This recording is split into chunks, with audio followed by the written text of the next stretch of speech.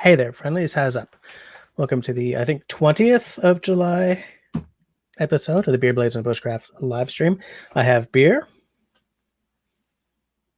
I have a blade, and we're going to talk about some bushcrafty stuff. Excuse me. Strangely, I was like doing my prep stuff and and I just sort of popped the beer and poured it in. I was like, I can't do this before the live stream starts, but I did. So, just for transparency, this is what I'm having. Le Curieux. It's a nut brown, I think. Nut brown ale, yes. It's a strong beer, but it's only 5.9%. I really don't want to go above like 6%. This is brewed by Brasseurs du Monde from Saint Hyacinthe, Quebec.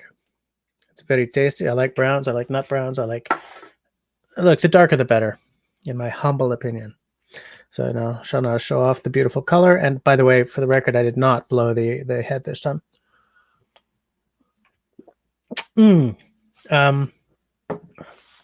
Before we go any further, as I like to do, I want to do a little housekeeping.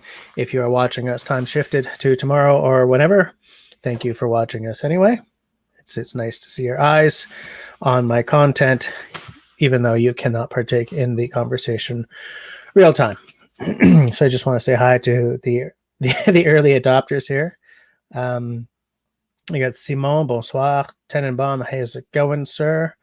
Mark Pootmans is here. Hello. And it's kind of weird because the little eye logo on the screen says that there's nobody watching, but you guys are actually chatting. So I'm guessing that there's a glitch in the system, because we never have glitches in the system now, do we? At YouTube. So what do I want to talk about? I have something to talk about. I've been receiving shipments of stuff. Just let me hold on. I keep getting distracted because Bushcraft Canada, what's it called? The newsletter came like 3 hours ago. I hadn't noticed it, and like they have the new Felkneven R2 Scout. Do you guys know that knife? It looks so cool. Hold on. Let me see if I can bring it up to show you guys. Felknevens are not the cheapest knives around. I don't mean cheap. I mean, they're not the most affordable knives around, but even though they're utilitarian as heck and everything, there's something I still really like about them. So there you go. There's the Felkneven R2 Scout in L Max. By the way, that's probably why it's $260. You know, that handle, it looks kind of, look, it's ugly, but it fits well in the hand. Doesn't slip when it's wet. Look at how thick that thing is. I love it. What is that, like a 3-inch knife? I don't know how long it is. Let's see if I can close. HRC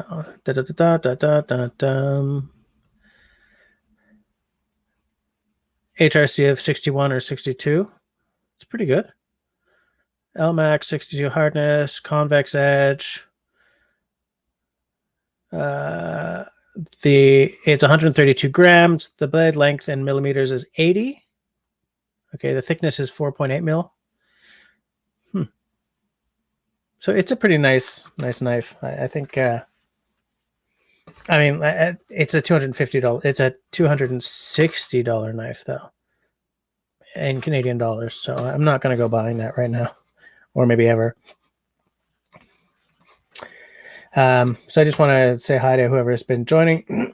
Excuse me. Hey, Jonathan. Jonathan Milley is here. Hi, sir. Of course, Russell's here. How's it going? One thing I do want to, excuse me.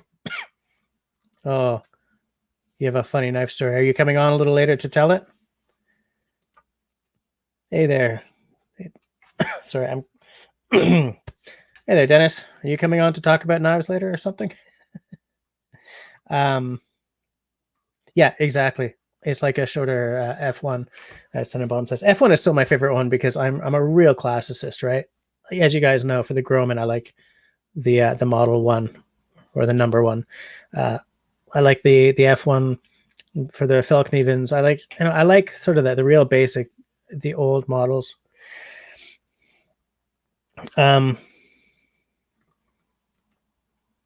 think you have shown it, but this is a safe spot.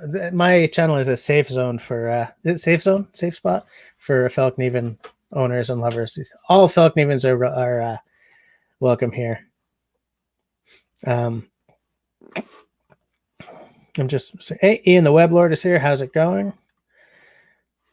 Ian and Russell in the house.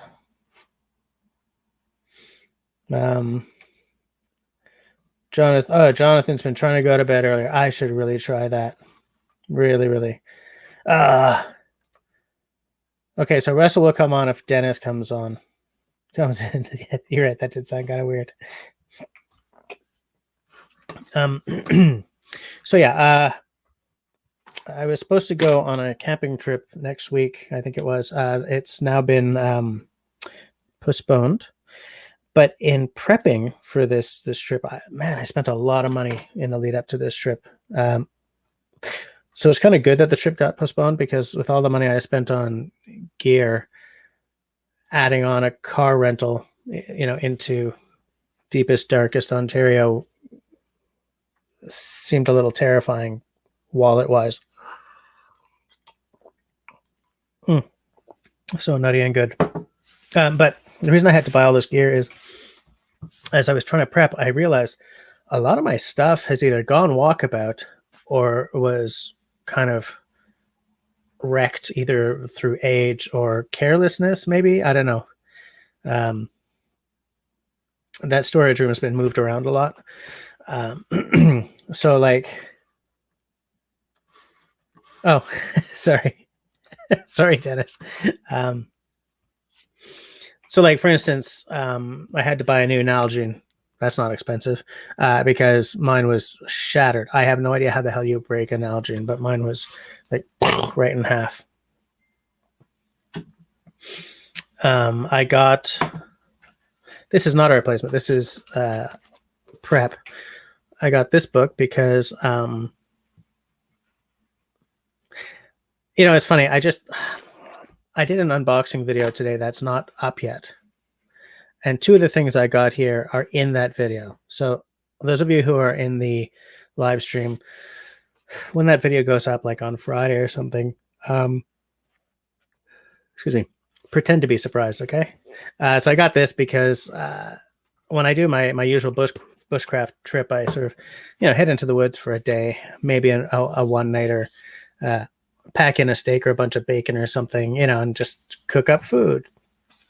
Whereas if I'm going to go longer or canoe camping, where I'm going to be, hauling a boat through a portage or something, excuse me, I figure I really need to get with the dehydrated meals, start thinking about weight saving.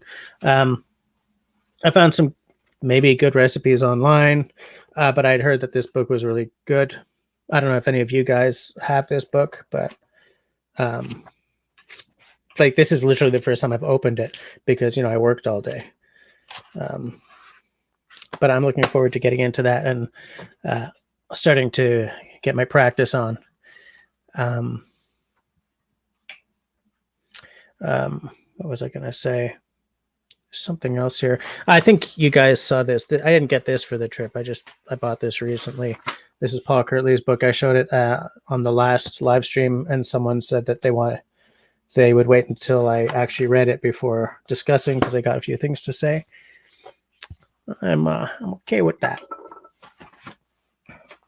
One of the most expensive parts of doing a long trip for me, or I guess now a short trip even, is that, as you guys probably know, I have a CPAP machine, right? And what wasn't clear to me when I was setting up to get one of these is that you have to think of a CPAP machine as undigestible medication. Like you can't really take a day off. If you take a day off, it's like skipping your pill for a day. If you've got like a blood pressure pill or something. And so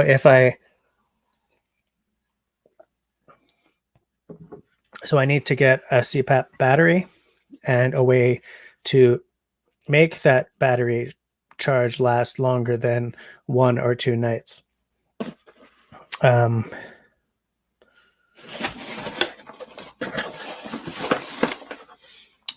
This is hopefully a good buy, because the Lord knows it wasn't cheap. This is a solar panel thing that it's a 60 watt, so we're not talking about uber fast charging, but it's a hell of a lot better than a 40 watt, right? Or a 30 or something. Packs up small. I can throw it in a dry bag. It's got a whole bunch of attachments. You can power a laptop or a phone. Everything's about the phone.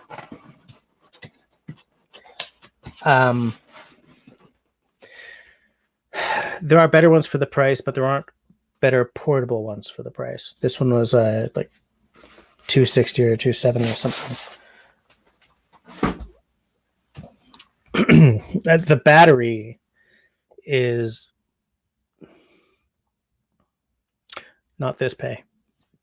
The batteries are very expensive. They're like $400 to $900, and they're not covered by my insurance. So at some point, I will get that before taking the trip whenever it happens.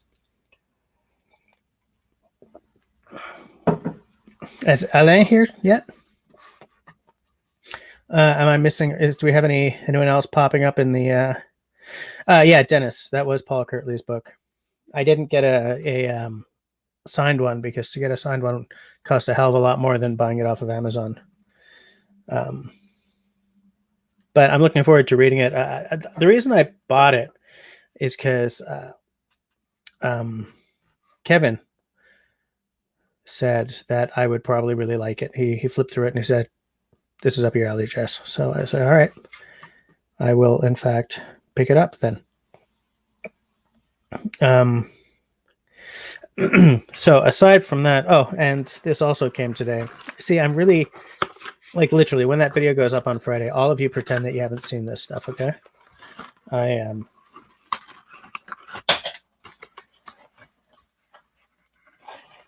Well, something just fell on the floor.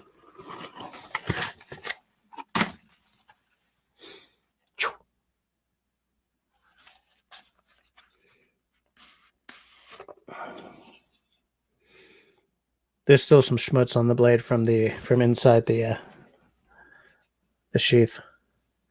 So this is a Ukrainian-made, kind of a Woodlark clone, but it's got the flat-sided handle instead of the Coke bottle handle, which I don't mind, because I'm of the same philosophy as Morris Kohansky, right? I like a flat-sided handle.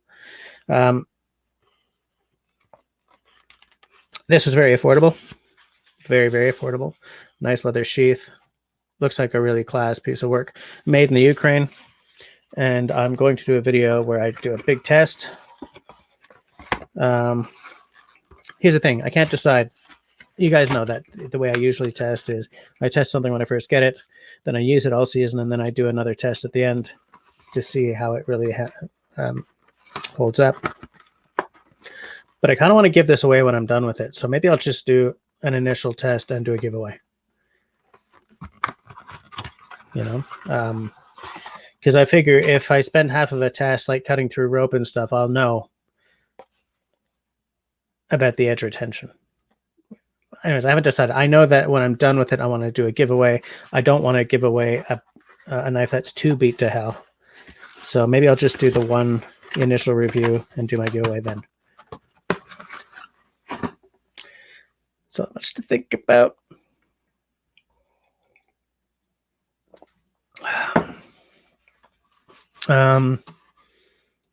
Tyler Rodriguez in the house. Yeah, Tyler, man, you just missed the whole explanation as to why I got all sorts of stuff.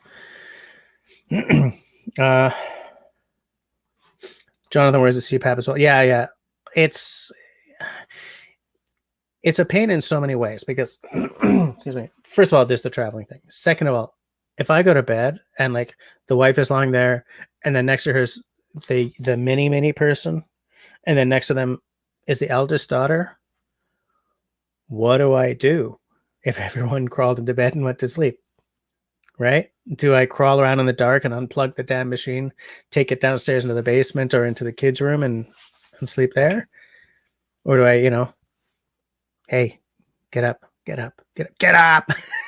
you know? It used to be that I could just carry Camille into bed, but no, not anymore. That girl's grown like a weed. I can't do it anymore. One day, I hope to be making videos again, and you guys will probably see her on screen again. So good. But yeah, nice to see Tyler in the house. His situation has changed lately, so he misses a lot of them. But I guess it's a special night. Dennis, you said you have that book, and I remembered you'd said that you had that book when I think when I was about to order it, or I had just ordered it. I think that's when you said. Do you have any favorite recipes from it? Or you know what? Let's save that until you're on screen with us, because if Russell says he'll come on, if you come on, guys. Serge is here. Nice. You missed the beer pour, but everyone did. And I was just showing a knife that. Oh yeah. So I wanted to say the reason I got this knife was because Serge's brother Alain got it, and was talking about it in. I don't remember. One of the myriad communications apps I have on my phone. Sounded good. He's a big knife guy, so if he likes the quality of a knife, I feel that I can trust that. So I said, okay, all right. And in fact, I think I ordered it during that conversation. So yeah, Serge, everyone missed the pour because I was getting ready to come on, and I was doing my stuff, and I just went pop. So whoops. But yeah, that's all right. That's okay.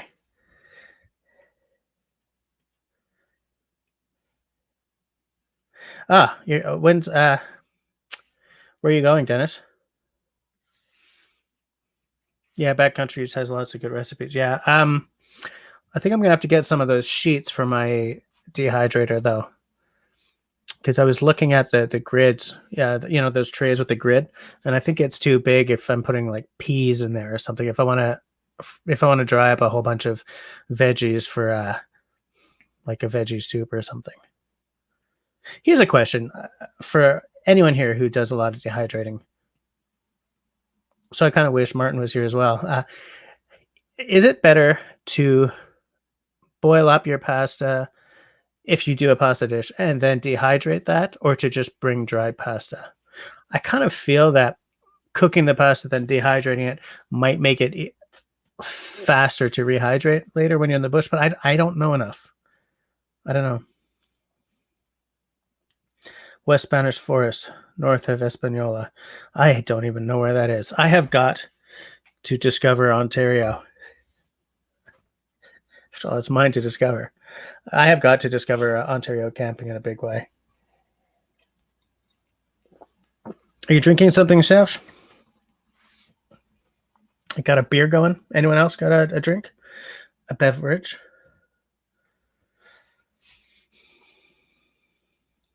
Yeah. I can do that.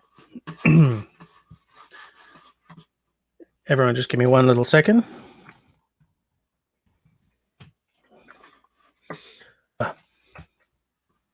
Okay. Give me another little second. Dennis, Cocoa Pop, Dennis, Pop. What? Why the hell did I just do that? Where are you, Dennis? There You know what I wish? I wish I could take a picture of some text on screen and just have it go boop into my messages. That would be so damn hot.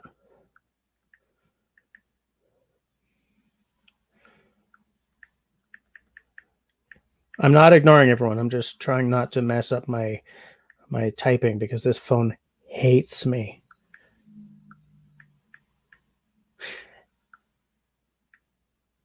My wife just got an iPhone 12.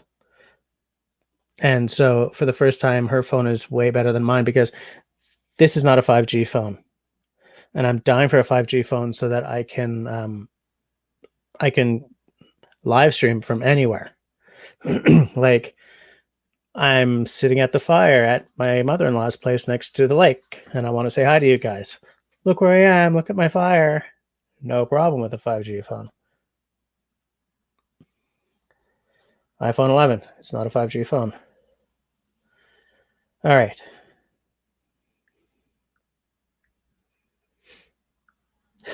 This is so slow. Sorry, guys.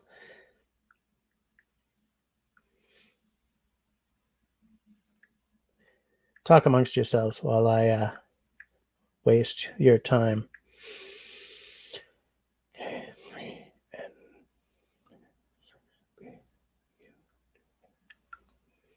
Dennis, tell me if that works.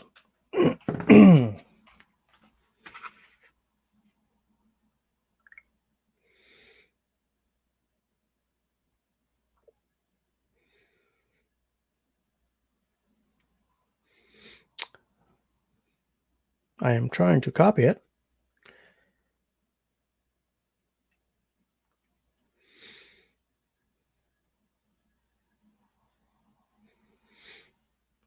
Trying to copy it. That did work. Dennis! Hey, man. How's it going? All is well. All is well, eh? Well, I just did you a biggie, too. I just sent Kevin Wright an invite if he's available to pop in. Nice. That would be cool, actually. Yeah, I'm sure he would love to talk about his book.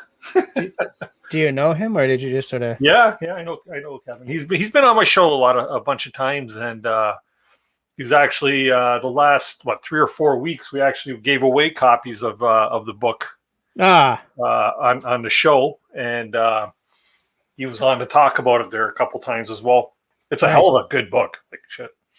Yeah, I'm looking forward to getting it. I've just took a flip through it, Yeah.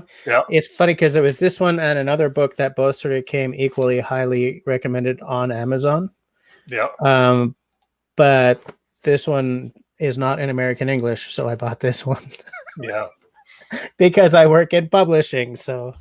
No, on Kevin's website there, Kevin Outdoors on YouTube, mm-hmm. he's got all kinds of great food dehydrating recipes and stuff, and he explains a lot of it, and a lot of his stuff is actually in the book.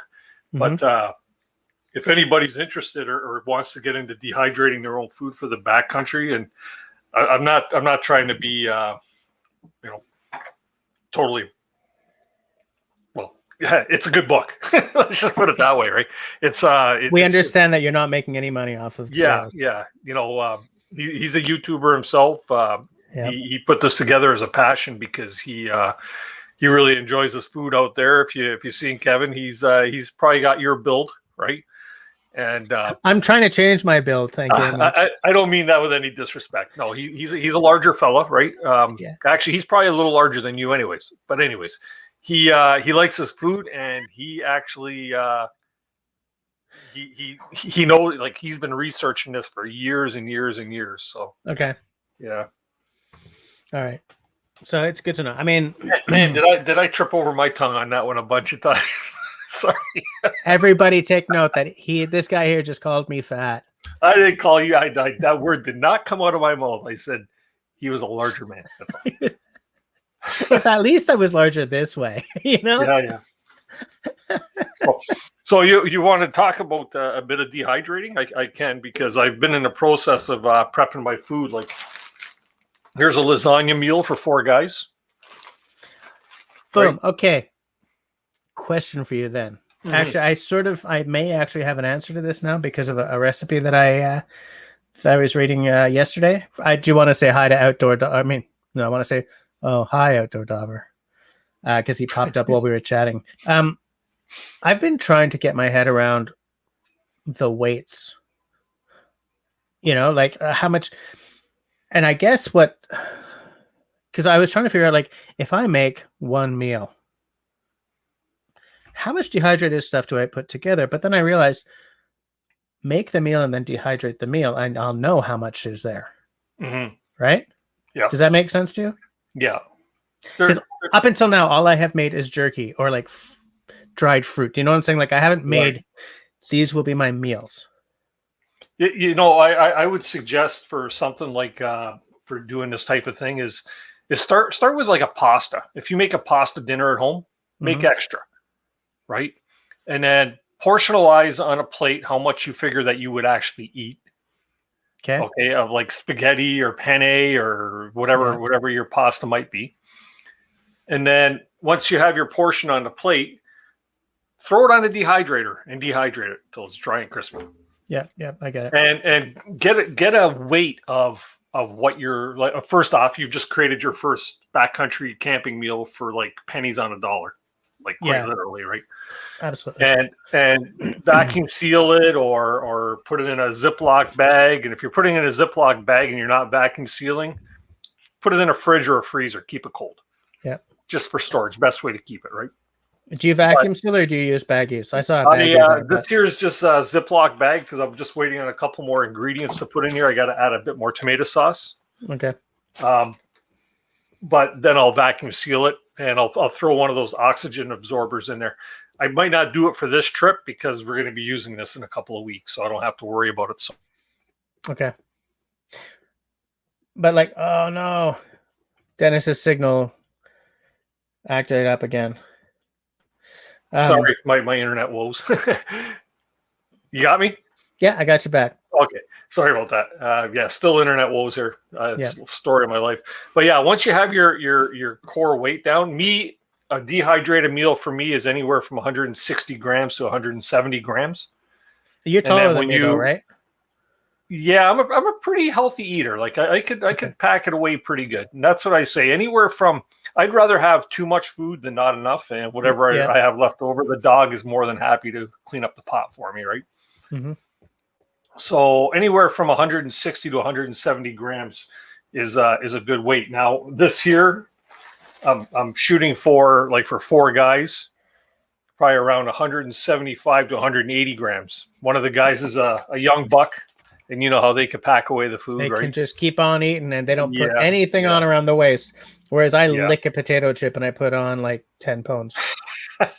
It's horrible. So, but if you start out with like a pasta, that's a really easy thing. And then you can get into doing things like, as an example, I've got this here's a shepherd's pie that I put together, right?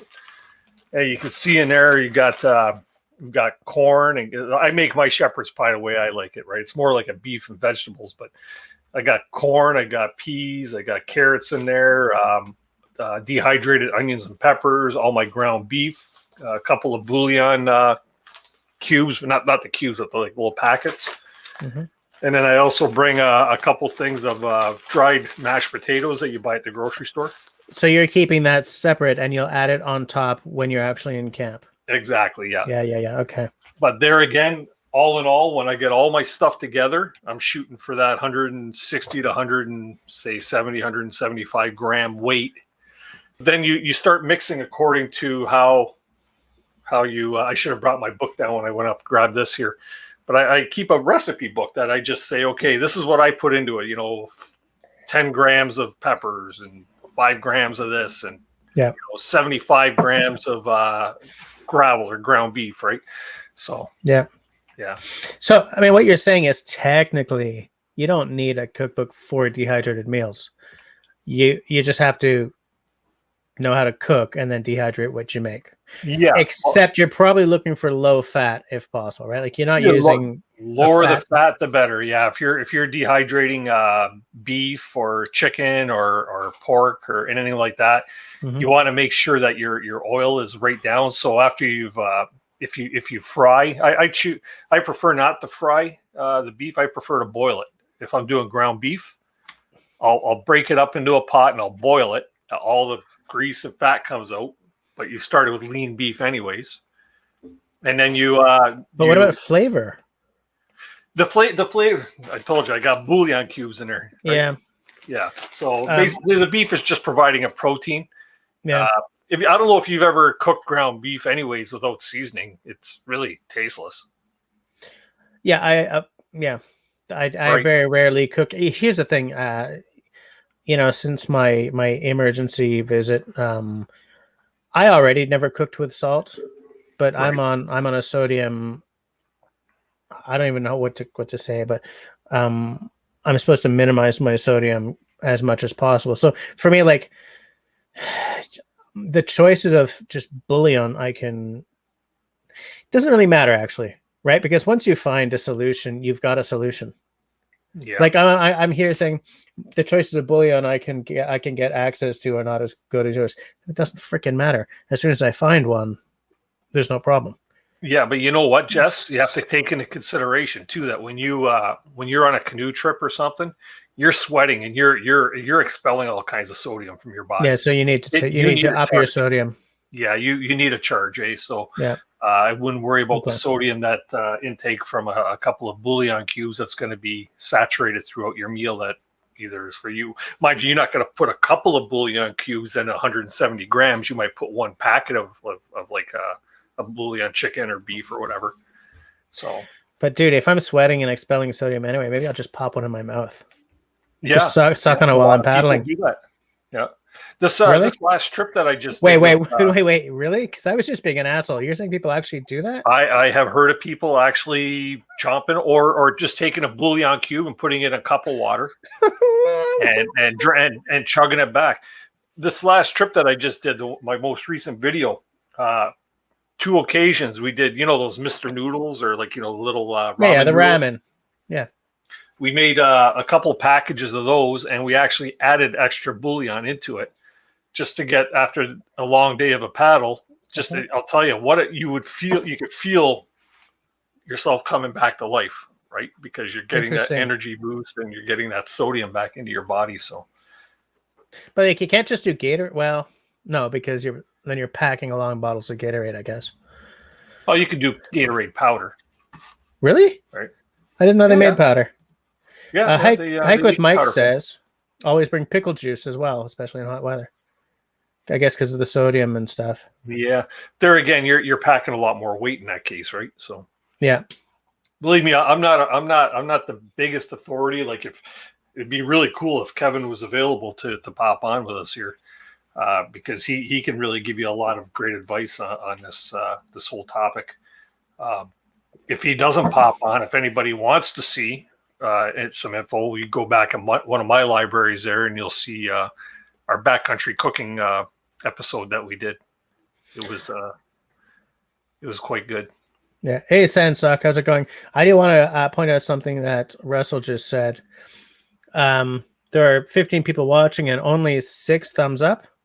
What are you guys trying to kill me here? What's up with that? Sandsock, welcome to the show. We're talking about. It's funny. I started this off showing off some gear that I had bought sort of fast for a canoe camping trip I was supposed to go on. I think it's next week. And as I was digging through my stuff, I realized that a lot of my stuff has become junk over time, either through getting broken in storage or sort of decaying, I guess. Another thing that I had bought was one of these, just because my my water filter was utterly non-functional. This is very bloody affordable. I wish I'd brought my water. How much you pay for that? They're around $45 here. I didn't even pay that much. I think it was $35. Is that the 0.6 liter or the 1 liter? I'm gonna go out on a limb and say it's 0.6. Just give me one Okay, little that's second. the smaller one. Because it was so affordable. I was like, really? Yes, Russell, I'm eating again. Gonna get into pistachios in a while. It doesn't. Will it say on the back? I should say on the box, no? Is that the just the little pouch with the filter? Yeah, it's the here. But wait, is it the Catadine? No, this one's the Sawyer Mini. Oh, okay, no, okay, I'm thinking a different. Yeah, sorry. Okay. Yeah, no, the one I have is the Catadine one. 16 ounces, whatever that is in modern English, ounces. 16 ounces, what? 2 cups, right? Is it? I have no idea. So, I mean, I don't know if that's really big enough. Probably 1 liter. Yeah. For if I'm in the woods for 4 days, but I mean, filters up to 100,000 gallons. Again, what the hell is a gallon? Is that 4 liters? 3.8? I think 3.8. Yep. I mean, so it'll last a good long time. I mean, I'm not going to drink 100,000 gallons while I'm on a 1 week canoe trip, but because I was suddenly realizing that I had to buy a lot of stuff fast. I was trying to spend the least amount of possible on each thing.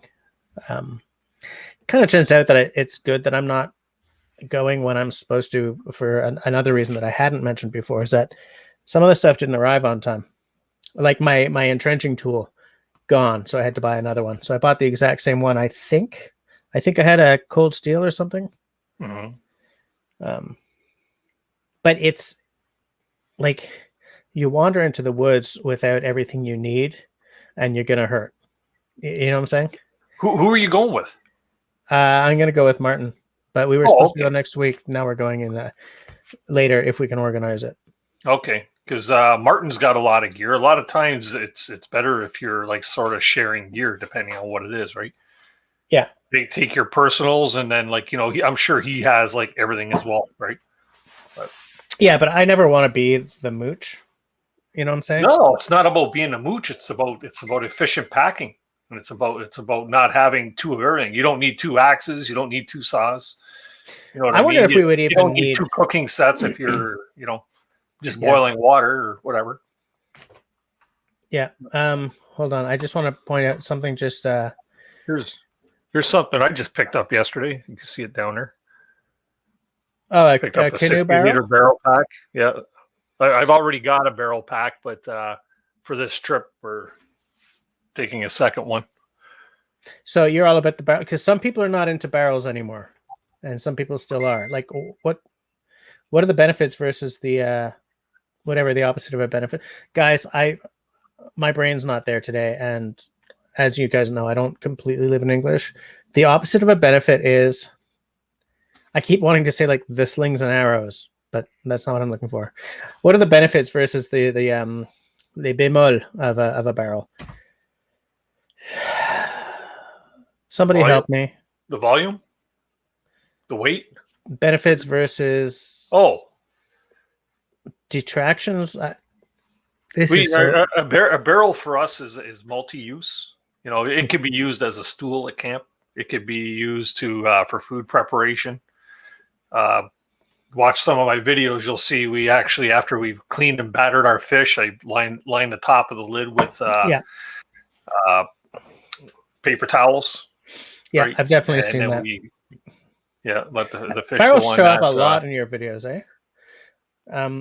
But like, do you find that there are any? Yeah. I need to know what this word is. The opposite of a benefit. Drawback. Drawback. Yeah. Oh, yeah. Finally. Oh, and there's downside. Plus or minuses, right? Yeah. What would you call the minuses of a barrel then? They do add a little bit of weight.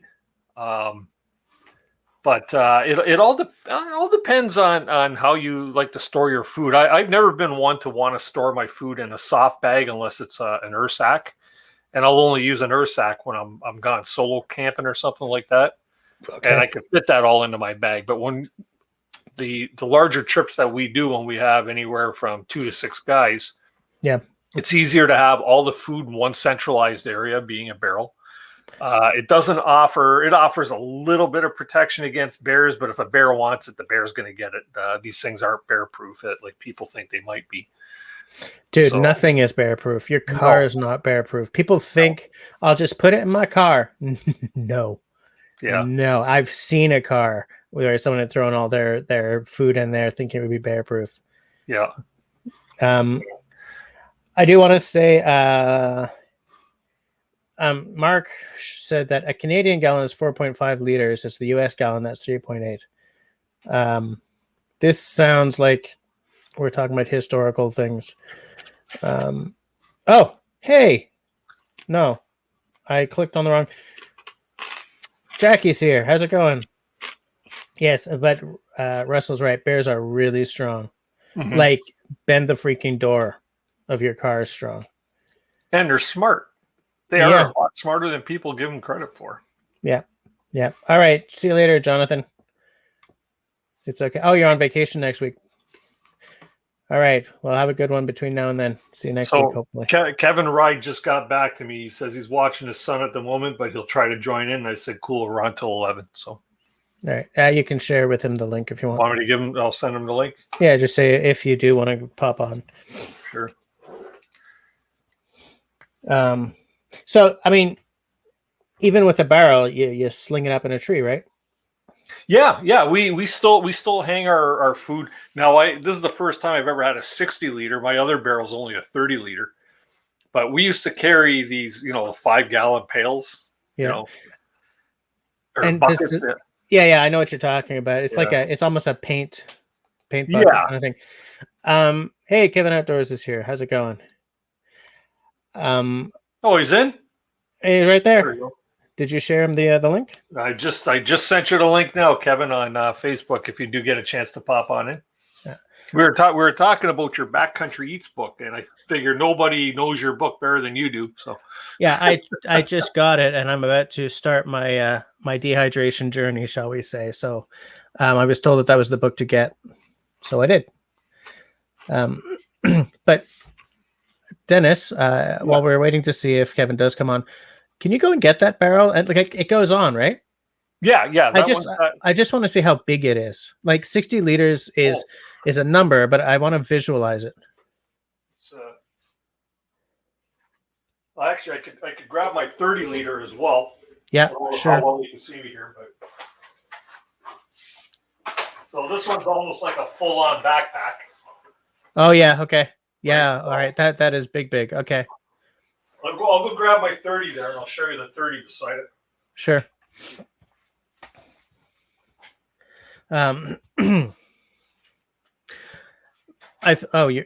okay? I thought he was already back, but it's because on the YouTube, there's a bit of lag on YouTube, which is on the other screen. I keep thinking like, does that help? Yeah, it's a big difference between the two, eh? Yeah. Actually, this 30 liter will fit inside of the 60. Yeah. And so if you're solo camping, a 30 liter barrel is big enough. If I'm solo camping, I'm carrying my food in an earth sack. Just in the earth sack. Yeah. Yeah. If I was tandem camping, we'd be able to get away with probably, the 30 liter barrel. Yeah. I've also got like dry bags, like those Seal Line dry bags. I've got like a 30 or 40 and a 30.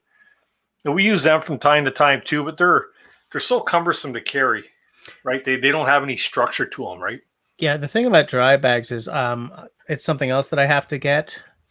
But since my trip has been postponed, I don't really feel like that was the one thing I hadn't bought before, with that and the battery. And I kind of feel that I clearly need a dry bag for a CPAP machine and battery and stuff like that. Yeah. But I'm not sure what size bag. Like I probably need at least one other dry bag. There's probably other stuff that I really need to keep dry. Right. Like maybe foodstuffs. But like if I do get one of those shrink wrap, those machines that sort of, it's a plastic bag and it sucks all the air out and seals it. Vacuum sealer. Thank you. Yeah. If I get one of those, then maybe I don't need a dry bag for food, Mm-hmm.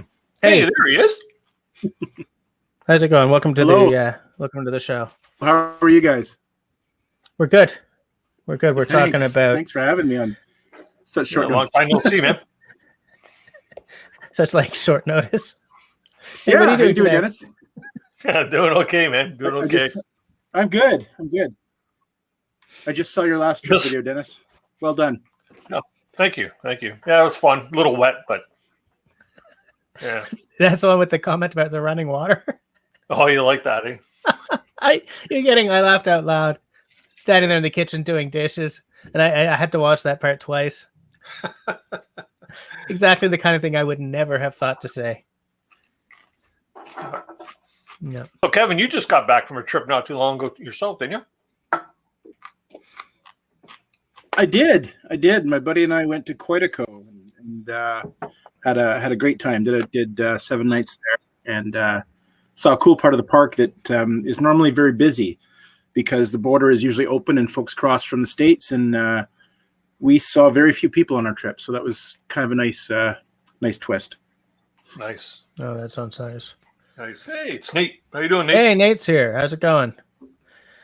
Yeah, we were just talking about. I bought this book because I haven't up until now done the kind of trip where I need to dehydrate a bunch of food. Right? It's either been like I'm going for an overnighter or a little bushcraft afternoon where I'm bringing a big old steak or like a half pound of bacon, drinking a bucket of beer. You know, like not really. not like a 7-night canoe camp, right?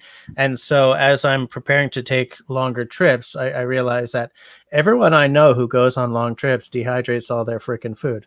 All I've done up until now has been jerky or like some dehydrated fruit or whatever. Yeah. So I was looking for guidance, and a bunch of guys who I know told me to get this. You know, so... it arrived today. Good. The word's getting out. That's excellent. Yeah, I'm hearing. Just so everybody knows, Kevin seems thanks for picking it up. He's on a bit of a lag. He's a couple seconds behind us on his internet. So yeah. So whenever I ask a question, I'll just stop. Yeah, it can be a bit of a challenge. Thanks, Dennis. Yeah, I have to be I have to get into the habit of like saying over, like I'm talking through a CB or something. I've got good internet, but it's a satellite, and it's sort of got a bit of a delay. Yeah. Over. I do want to point something out as well. I'm in a rainstorm right now, so if I suddenly disappear, it's not because y'all pissed me off. It's because Hydro-Quebec hates me. Okay. Okay. Yeah, we're under some nasty conditions here right now too. It's been like torrential. All right. Yeah. Good to know. I am now transitioning from my empty beer to the whiskey. So, Kevin, I was showing these guys. I got the lasagna going for our big trip next in a couple of weeks. Right on. Good to see that. The backcountry shepherd's pie minus the potatoes. They're upstairs in a bag. Yeah, we got some chicken enchiladas going. We got some jambalaya going on the trip. I made jambalaya for the first time last week. Very first time. You guys might know this. For Gorp, like I hate raisins, right? But raisins play a certain part in Gorp. I mean, everyone who's watching knows what Gorp means, right? Good old raisins and peanuts. Stuff like that is a really good shot of energy, like to munch on while you're hiking or whatever. I want to make my own because I'm trying to make sure that I'm putting stuff into my person that is full of stuff that I can pronounce, shall we say. So I'm just sort of starting on the journey of trying to figure out what goes into a well-balanced Gorp. You know, like, do I look for recipes or do I just throw a bunch of things into a bag and hope for the best? I'd say throw on your favorites. I was just looking at my book because there are a couple of recipes in the book. But I like what you're suggesting is put in what you eat, put in what you like to eat, and go with that. It doesn't have to be a real scientific process. I was listening a little bit earlier on my phone as I was getting set up and stuff, and I heard you say you don't need a dehydrating recipe book, and you don't. You absolutely don't. Most folks, if you just follow a few simple rules, can dehydrate food very well, and making your own gorp recipe is not very hard. So go for it. Try and make your own. But you were saying, like it's hard to get deeper into the backcountry without dehydrating your food, and that's really what the book is about. And the first part of the book is all about those little steps to help you get there. You should be able to convert almost any recipe you like, as long as there's not too much fat in it, into a dehydrated meal. But yeah, once you start doing, going beyond a long weekend into a week-long trip, you pretty much need to start dehydrating food, both to lighten your pack and to make the food last. Yeah. Actually, I want to ask you something, because Dennis mentioned this. I'm supposed to be on a extremely sodium restricted diet due to a lot of boring stuff. But Dennis was mentioning that, well, if I'm portaging like for a couple of hours or whatever, and I'm sweating out all my sodium, I should actually up my sodium intake while I'm out in the woods. It's like when you're dehydrating, I lost track of the question halfway through the sentence. So just give me a second to come back up with where I'm trying to go. Sure. When you dehydrate food, everything that is not the water becomes more concentrated because you're removing the water, right? So if I'm going to make a lasagna, actually a lasagna is a terrible example. I'm not going to rehydrate a lasagna. That sounds disgusting. But if I'm making, okay, you got a lentil soup here, just because I didn't know, like I needed an example. When you're making food that you're going to dehydrate, do you up the sodium content, or do you just make it as normal? And yeah, good question. I would say make it as normal. I cook with very little sodium as well at home. I'm a foodie. I like watching cooking shows, and chefs throw lots of salt in every meal. And I started realizing after I cut back that I didn't miss the salt. So I find there's a chef culture of putting lots of salt in food, and that's probably not good for us. I wouldn't worry too much about it on a trip. Certainly having more salt when you're having a very active day is going to help you, because you are going to be sweating. It is going to help you. But I tend to cook with very little salt, and I bring a little jar and throw a little bit in if I feel I need it. I find even though I make a lot of stuff from scratch, a lot of processed food is still going to make its way into your meal or your snacks or something. Like I bring cheese and I bring dried sausage, and those things are loaded with salt. So I'm getting that salt anyway, even if I'm not putting it in my meal. This is true. Yeah. Crackers and bread full of salt as well. Yeah. Yeah, really. Yeah. Okay. So that makes sense then. I hear what you're saying about chefs add, like, you read a recipe and every step is like add salt and pepper to taste. And when I stopped doing that, yeah, and I realized that.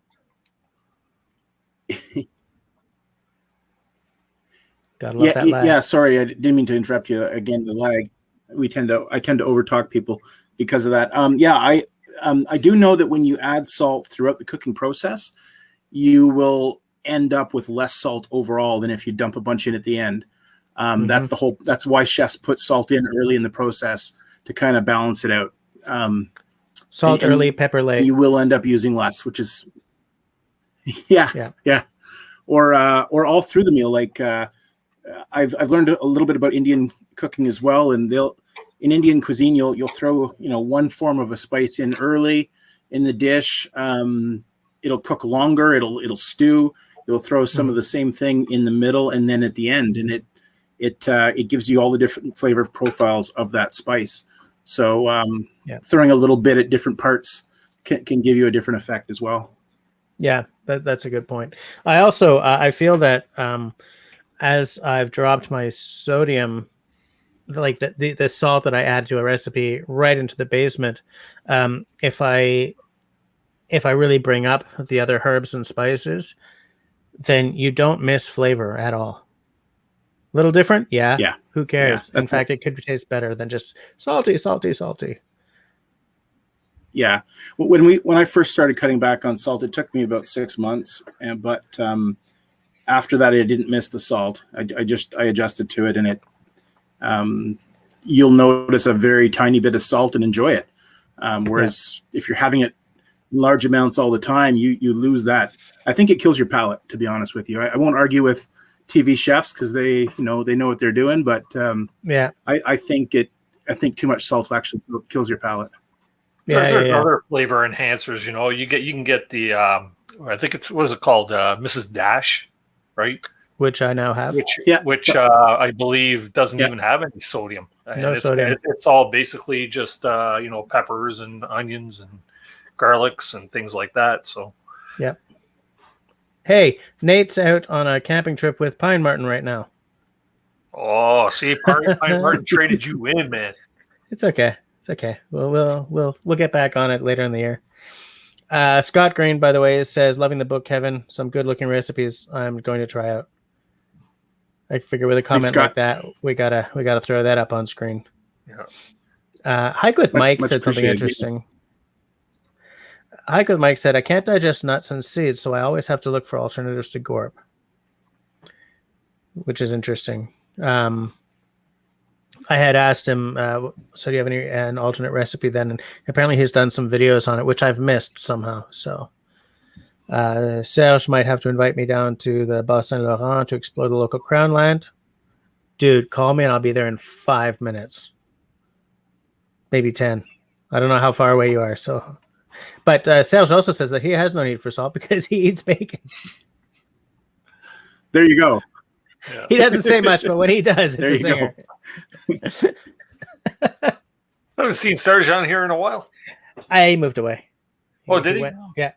I didn't know that. Yeah, he big life changes with Serge. It's not my place to hang his shit out for everyone to see, but some cool stuff. Oh, I just said shit on my own live stream. Oh, crumbs! Did it twice. Demonetized. Actually, you know what? No, they changed their policy on that. Did they? Yeah. You can drop little mild cuss words here and there, and they're not going to do anything to you. Thank God, because in my private life, I am such a potty mouth. My daughter, she swears like a sailor, and my wife looks at me and like, "Ça c'est toi, hein? C'est toi qui a fait ça." And I'm like, "It's not really me. It's totally me. Are we okay?" She's like, "No, we're not okay." So I try to mitigate the potty mouthitude in my private life, but it's tough. Yeah. It's tough because sometimes just laying a huge F-bomb as loud as you can is so cathartic, eh? And like milding it up doesn't have the same cathartic effect as just really letting loose with some verbal filth. Funny, Scott Green said he heard shirt. He should heard. He should heard shirt. All right, Kevin, see you later, Nate. How you doing? How's the book doing so far?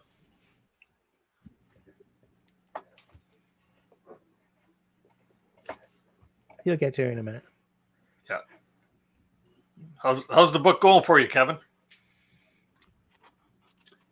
Good, really good. Been pretty happy with the sales. I've on my publisher's site, I'm still in the top 10. I'm finally in 10th place. I might fall off next week, but it's been 6 or 7 weeks where I've been in the top 3, and now I'm finally trickling down a little bit. But yeah, I'm getting lots of good reviews. Lots of people are commenting about the book that they like it, and a couple of great reviews have popped up on Amazon, so that's helpful as well. Actually, I wrote your review yesterday. I've been really going through the book here. Did you write one? Pardon? Did you write one of those reviews on Amazon? No. Actually, I wrote it right on your purchase site.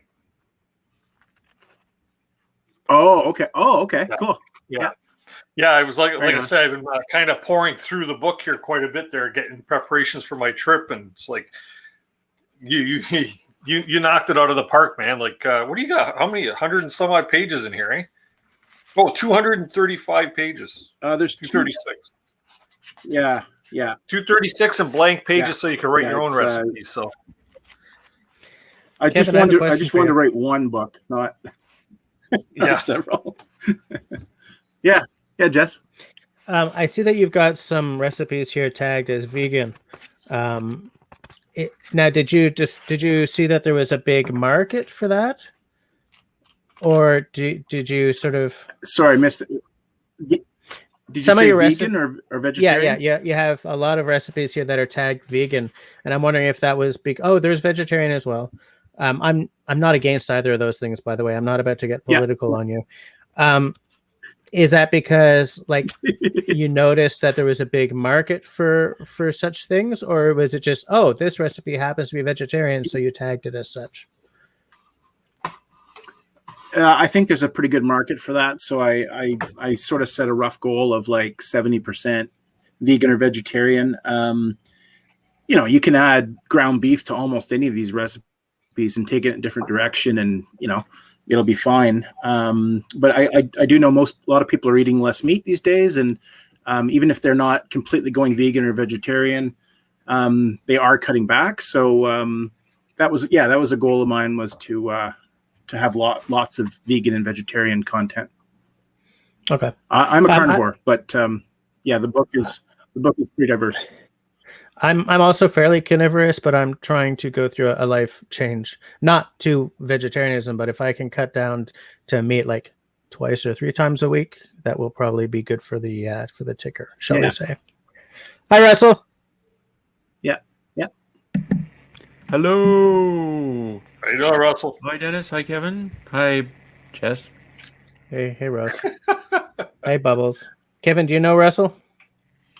Kevin doesn't know Russell. No? Okay. No, I don't. Hey, Russell. Good to meet you. He's got a disco ball though. Yeah. In an off-grid cabin. Yep. Everybody always comments on Russell's shiny balls. Really? Is already? We're already there, guys? We're already demonetized, right? So Sorry. Yeah. God, you guys. we can take it there. We can go there. Hey, Russell, out at the cabin, do you ever do any dehydrating or any food prep other than fresh food? No, but I'm waiting for some brand to come along and offer me a free dehydrator. But my problem is being out here in the middle of nowhere and running on solar power. Like, these things take a lot of electricity for a long period of time, so I during the summer I could do it. During the day I got lots of sunshine, but it's something I got to be careful of. But yeah, I don't want to buy one. I just want somebody to give me one. And that is why I need to have like 20 or 30,000 subscribers. How's that going? Like crap. Oh, it turns out you actually have to work on your YouTube channel to get subscribers and views. So, Kevin, Russell is what we know of as a brat. Oh. I say that lovingly, of course. I say that lovingly. Brat. Yeah. But, interesting, like, there were ways to dehydrate before there were electric dehydrators, right? I mean, sun-dried tomatoes are just, you leave them in the sun and they dehydrate, essentially. Not to the same extent as 8 hours in a dehydrator, but I always want to know about the old ways of doing stuff. Not because I want to, live 400 years ago or anything, but there's an elegance to the old-fashioned ways of doing stuff that I find really compelling. Like dehydrating by drying it in the sun, for instance. Like anytime there isn't an engine involved, I'm a little more interested. I used to crew on a 30-foot French-built sailboat on Lac Saint Louis. I say I used to because the skipper has kids and I have kids, and so we haven't had the chance to go in a long time. But I like sailboats. I don't really love boats with motors on them, like motor yachts or anything.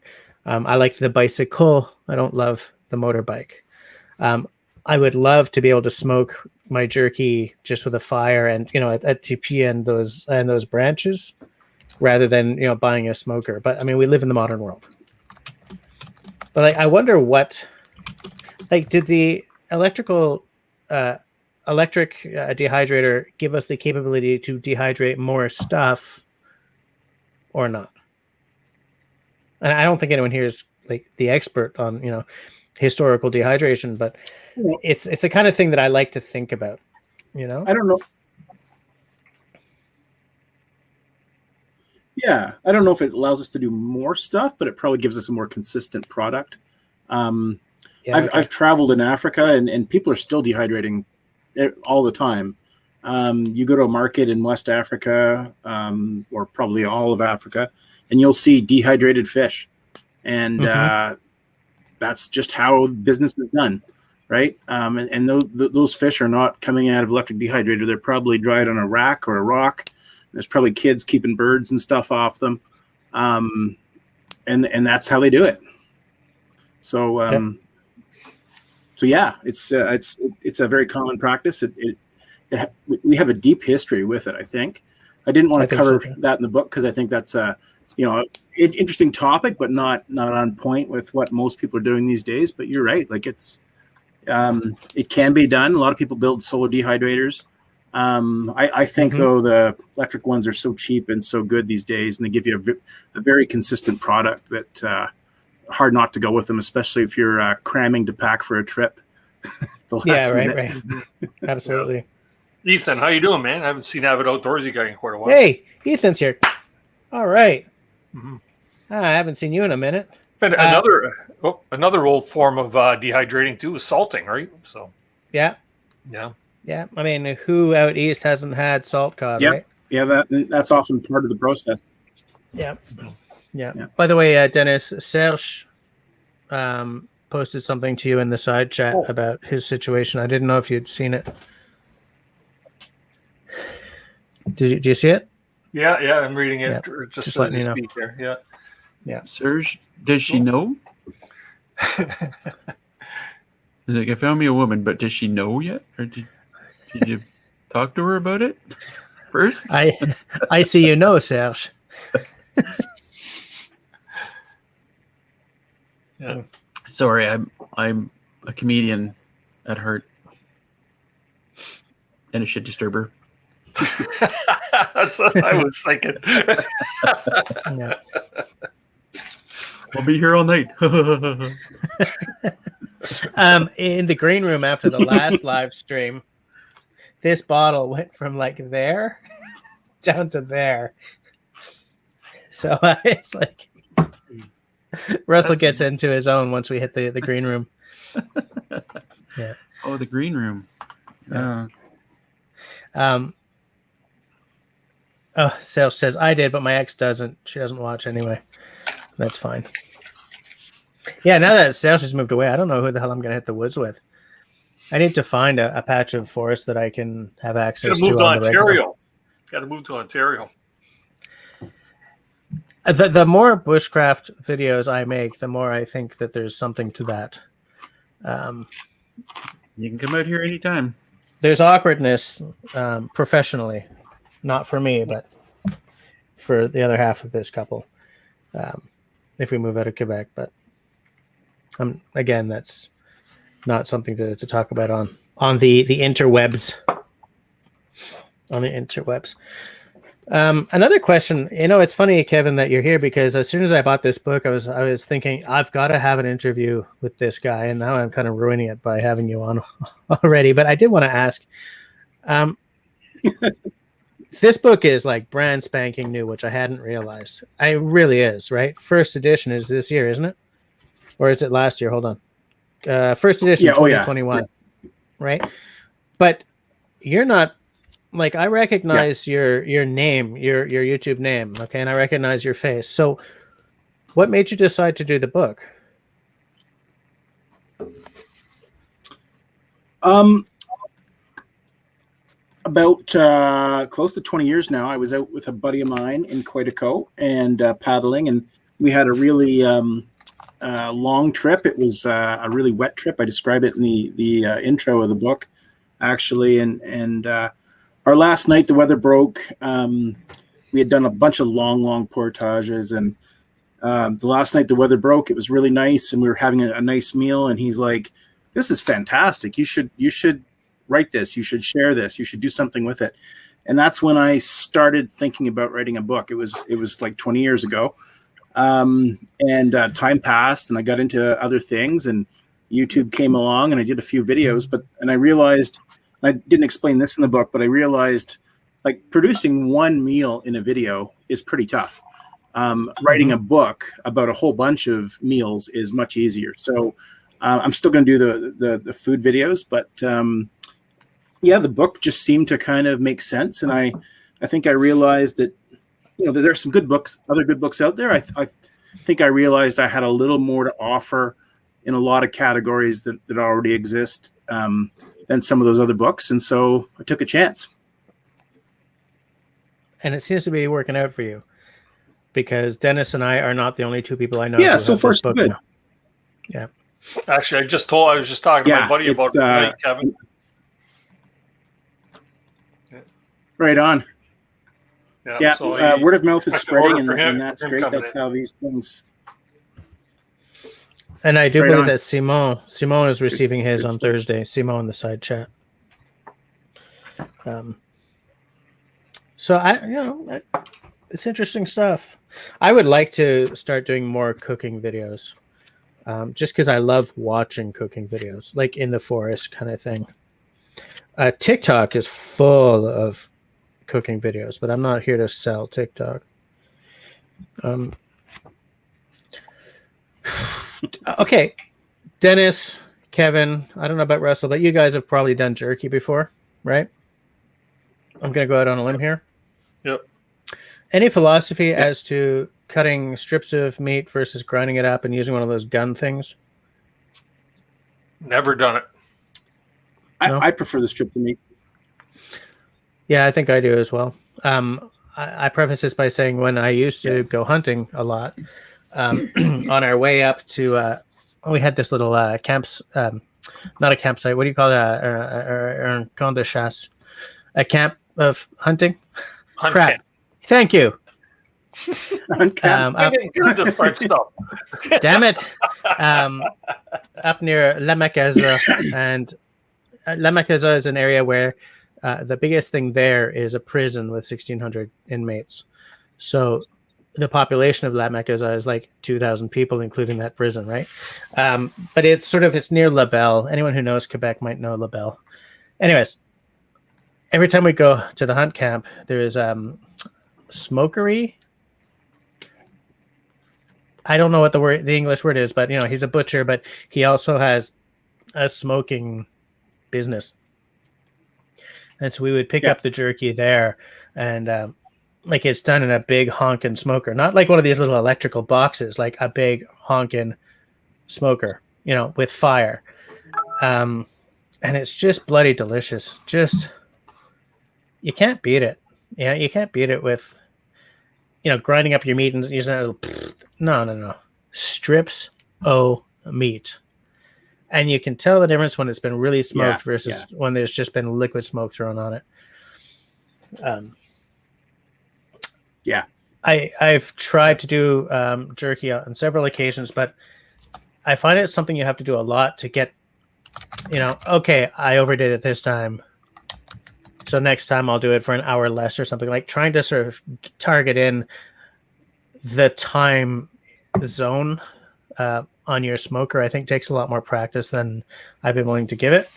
The missus hates the smell of dehydrating meat, so I have to do it. Like, she goes to her mother's for the weekend. Okay, I'm dehydrating today.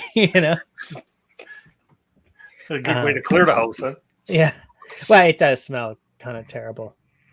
It's not as nice as smoking your jerky at all. I think it'd be a fun project to actually build like an old style jerky maker. Just build up a stick chimney kind of thing and You're so right. I agree completely. Yep. stick your meat on it, Dennis. Just So, Jess, Well, we're going there again, are we, Rob? you guys are so awkward. Jess, you can come here and build one, okay? All right. I'll be there tomorrow. And then Dennis can come and Put my meat on it. he said it that time. Yeah. I figured I'd finish your sentence for you. Great. Now they're finishing each other's sentences. Nice. Keep eating, Dennis. One thing I flipped through this book today because Kevin, I want to preface this by saying like I've been looking up some dehydrating recipes online and stuff, but it's amazing. You can dehydrate almost anything. Which I hadn't Pretty really much, realized. as long as the fat content Is low. Yeah, as long as the fat content is is low, like 2% or less is good.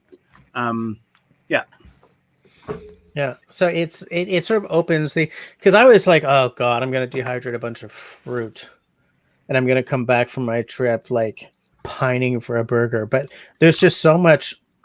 There are so many options out there that when you don't start looking seriously, you don't realize. Because when you say dehydrating food to someone, they think, okay, so you're making like you got an onion soup packet and a bunch of freaking apricots, right? And it's not like that at all. There's all kinds of stuff you can do.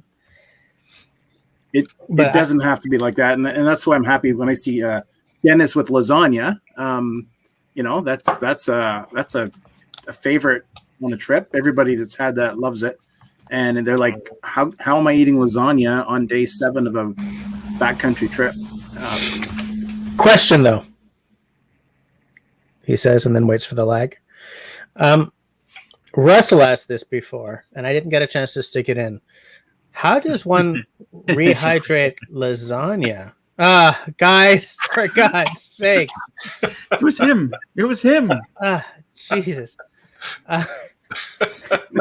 Back on target. Like, how do you rehydrate lasagna? Because don't you just mix water in and let it... It's not a lasagna per se. It's the ingredients of a lasagna. So it turns into a lasagna soup. Is that right? Not necessarily. Yeah, it's a little bit deconstructed. a pre-chewed lasagna. My lasagna. I think you actually use the lasagna noodles, do you not, Kevin? Yeah, I do. Yeah, and that's I use bow ties. That's lasagna on the cover. Okay. I use bow ties, right? And then I got the dried cottage cheese in there, and there's the beef, and then I grind. You can see like inside the noodle there. That's all powdered tomato sauce, right? So I grind up my tomato sauce after. It's easier for me to measure it out, I find, and rehydrate. What else I got in there? Peppers and onions, garlic. I even put a bouillon cube in that there just to give it the beef a little bit more of a beefy flavor, if you notice it. Yeah. What else? That's a good idea. Yeah. Garlic powder. A lot of garlic powder. And then I carry a separate packet of Parmesan cheese, which I vacuum seal. And I also bring some mozzarella cheese to sprinkle on as it's almost done rehydrating. So, yeah. I see a lot of oatmeal in this book. I recently started making my own oatmeal as well. There's 2 pages of it.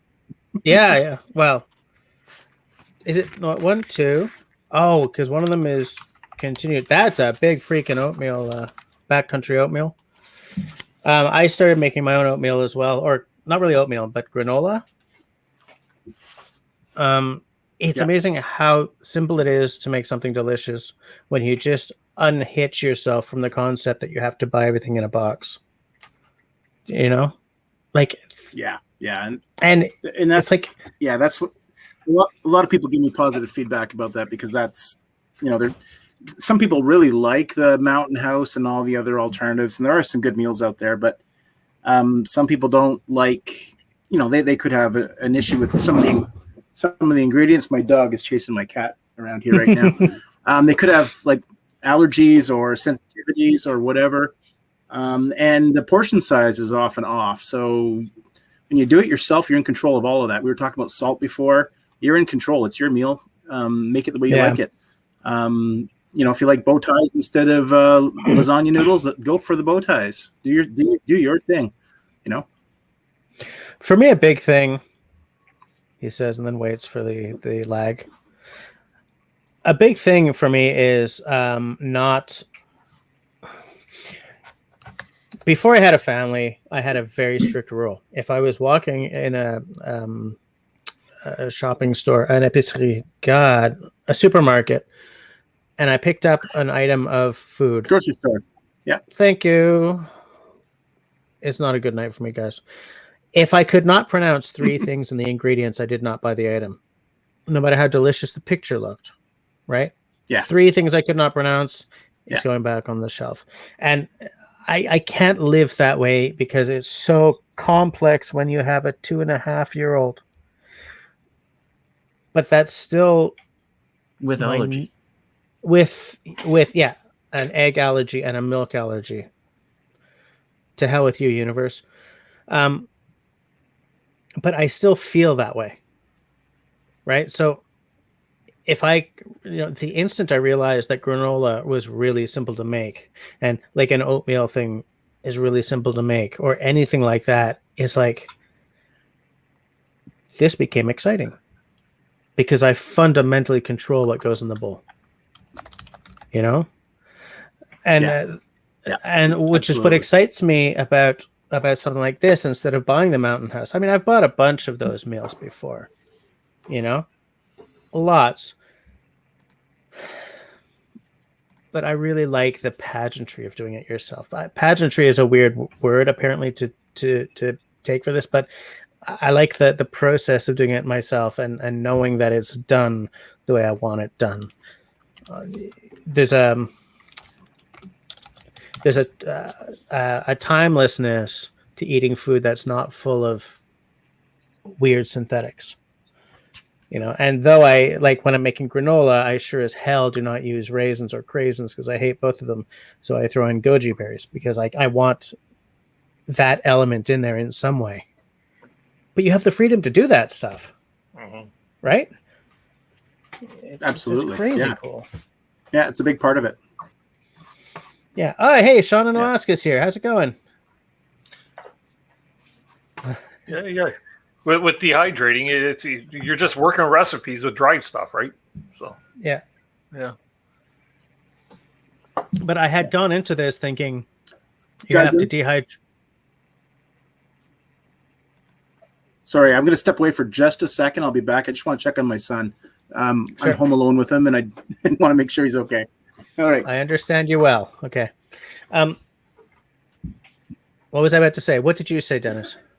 Well, I was just saying, cooking with dehydrated food is just like cooking like a regular recipe, like putting together a recipe. So, which was exactly the sort of the mental block I had to get over because I kept thinking that I have to dehydrate everything and then put it together. It hadn't occurred to me that I'm hiding behind the mic again. I'm just waiting for Russell to get on me over it. Okay.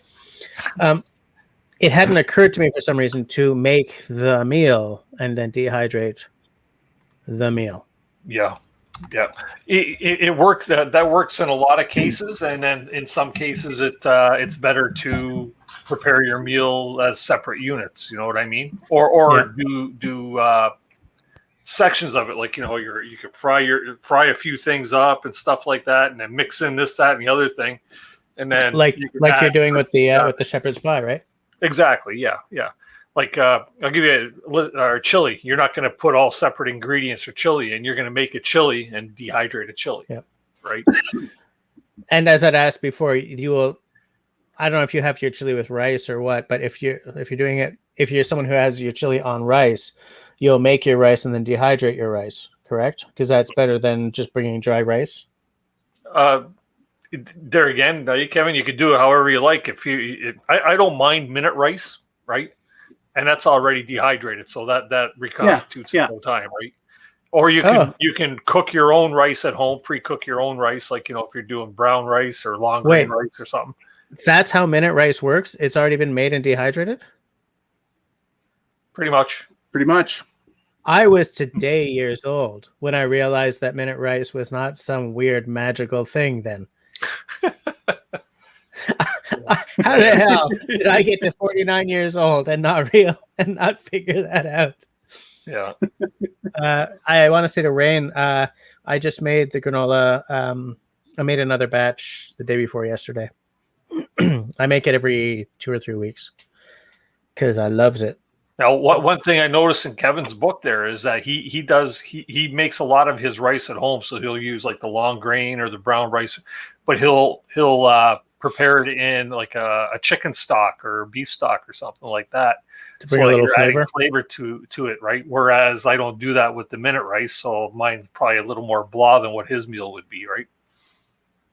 Fair enough. Yeah, I would like to work. But you're throwing in wild bouillon rice cubes into and my stuff. That's another. Yeah, gives flavor. Yeah. I definitely want to work wild rice into my rice recipes a lot more than I have. I know that you don't really want to make a bowl of wild rice, but I know that a lot of people just they make some wild rice and sprinkle it over their rice. But here's the thing: there's a lot of food items that we eat a lot that are kind of nutritional lightweights. White rice is the index case.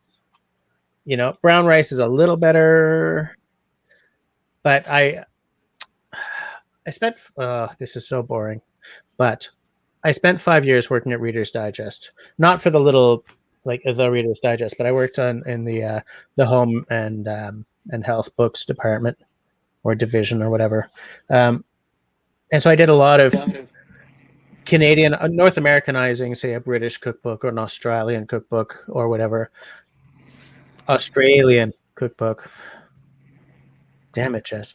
But like a lot of these cookbooks are done with a dietitian or a nutritionist or whatever. And I learned a lot about rice and potatoes and all these things. Like, for instance, we have bred a lot of the nutritional value out of most potatoes. But like if you're living in a place like Germany, there are so many more potato varieties than you had ever thought of. And so there are some that are still very nutritionally and he runs out of English again. Good choices, shall we say. But since then, like I approach white rice the way I approach what my dad called Kleenex bread, like white sandwich bread. Or like iceberg lettuce. It's like, why do you eat this? I feel kind of the same way about white rice, but the fact is kids like white rice. So if you're in a family situation, by default, you have the white rice. And so I keep thinking about how I'm sitting in the woods, I'm making a meal. I want to make sure that it's nutritionally balanced so that I'm not, like I don't spike the blood sugar and then end up hungry again in an hour kind of thing. Like that's the way I approach meal prep now. And so I don't want to have too much rice. How did we end up on rice? Oh, Dennis was talking about chili. Okay, I'll cut this out, but how did that crowd? Oh, because you said you put rice in your chili. Yeah, and then suddenly it's like an hour and a half later, and I'm boring everyone right out of the side chat. Anyways, okay, never mind. But apparently Ethan is 30, and you're 30? What? Man, I wish I was 30 again. I would have so many days ahead of me to change my life. But he still likes white rice. Well, most people do. Jasmine scented. It's a nice rice. Basmati is a really nice rice. Yeah. Can I touch? Rianne is saying that Camper Christina brings sidekicks, so you guys have to stride up on that. You know what? I still bring sidekicks on all my canoe trips. It's one of those things that if we're doing a fish dinner or something, because we've got a nice catch for the day, nothing better than a nice, cheddar and broccoli sidekicks of rice or something like that to go along with it. It makes a really nice meal. So nothing wrong with the sidekicks. The noodles I'm not so fussy on. rices I don't I like. agree. Yeah, I agree. Eh. I agree completely. Everybody with that. stop for a second because we have to reference this from Ethan. Oh, happy birthday, brother. Happy belated birthday, Ethan. Yeah. Oh, Congratulations. should we sing? Happy birthday Birthday to you. Happy birthday birthday to you. Happy birthday, dear Ethan. Happy birthday to you. Thanks for your help there, Russell. That was a Jesus, little birthday dirge for you there. Jess, are you not in a band, Jess? You the bass. I don't know. Up until 15 months ago, I was. Who the hell knows what we're going back to? I'm so poor. All right. See you later, Sandsock. Where were we before we got? Yeah, sidekicks. I have never bought sidekicks because it's exactly the kind of stuff that I've been trying to avoid. But I guess you're kind of balancing. Okay, say you've just gotten to a campsite. Okay, it's been a long day of paddling and maybe some portaging. How much energy do you really want to expend on supper, right? You've got to probably prep your campsite. You got to find some wood. You got to blah blah blah blah blah. Like, what is the value of Jesse's like, I am going to make a steak because it's the way food was meant to be, versus I just want to get food done because I have a million things to do before I can bed down for the night. In which case, something like sidekicks works, right? It just works. Throwing a bunch of dried stuff into a pot, throwing some water on, it just works. You can be all about the romance of being like Nesmith and cooking meat over an open fire all you want, but if it takes you an hour and a half to get supper ready, because it always takes forever in the woods when you're doing like meat and stuff, I'm always trying to balance off expediency and what I see as the magic of being in the outdoors, for the lack of a less ditzy term. And the longer you're in the woods, I'm coming to realize that the longer you're in the woods, the less time you have for the romance of the old ways. You know what I'm saying? Is that making any sense? Oh, that makes sense. Right, like, because if you're carrying steaks for a 7-day trip, you got to make sure that those steaks don't go bad. Right, this is why, like, back in the day, they didn't carry steaks; they carried a whole bunch of canned meat. Right? Or a musket. Or a musket. Yeah. Let me ask Kevin a question on that there. Now, what's the longest you would go into a trip carrying steak? Oh, carrying steak? Yeah. I have carried.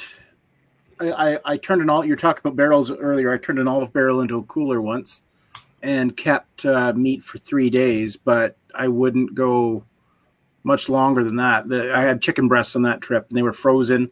And I lined my barrel with 3 layers of Reflectix to create a cooler, and put all the frozen stuff in. And after 3 days, the meat was still cool. On day 4, I think it would have gotten warm. So yeah, 1, 2, or 3 days is kind of your maximum. I'll often bring a steak the first night, maybe some smokies for the second night, and then dehydrated meals after that. Yeah. I find it fascinating, Kevin, that you just said olive barrel, because on some Facebook group today, I noticed that someone was trying to move 3 or 4 olive barrels, and I had never even heard of such a thing. Okay, so I think we're on the same. I had never even thought about olive barrels. It's like a poor man's canoe barrel, right? I mean, you just throw a strap on it and you're good to go. Yeah, I'll just go away for 30 seconds and come back and bring one back for you. Sure. I'll show you something. Yeah, the longest I packed steak in was we had steak on our 4th day about 2 or 3 years ago. Okay. And Fourth day. Because, well, we were halfway through a trip and we were waiting at a certain spot, like we were meeting up with somebody. Okay. Sort of doing like a loop from opposite directions, and we met up in the middle, and we ended up having it. It's third or fourth day that we ended up having it. But I'll package, because I do most of the cooking for our big trips. And most of the food prep. We'll take our 4 steaks, and they're usually nice, big, thick New York strips or something.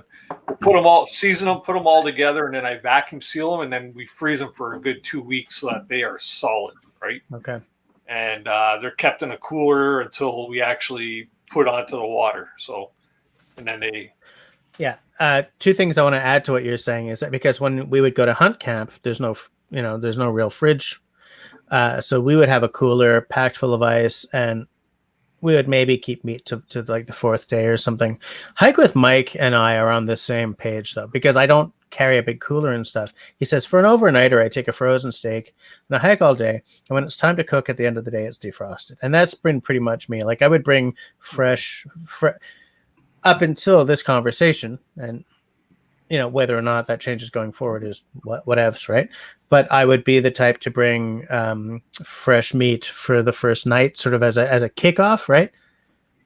Celebrate getting there. We're in the woods. It's beautiful. I hear a loon. So magical. Big fire, having a steak. And then for the rest of the time, it's more, it's less perishable items. Yeah. But yeah, this idea of like lining a barrel with Reflectix is compelling. Did you get one? Yeah, this is my barrel. I don't have the Reflectix with it, but I've done that. I've lined it, and I've put these U-bolts on them so I can hang them in a tree. I got a couple of U-bolts, and works really, really well. The one drawback is the lid is sometimes. So for 4 guys, the way Dennis is packing there, he's going to have a hard time getting that bag through the hole. But for a 2-person meal, it'll fit pretty well. Yeah, and they pack. The newer ones are square, which the older ones. Wow. The older ones were round. Nice. For the most part, with my steak dinners, they're usually eaten on the second night. Our first night after having traveled, been up all day, traveled all night to get to our destination, paddled all day.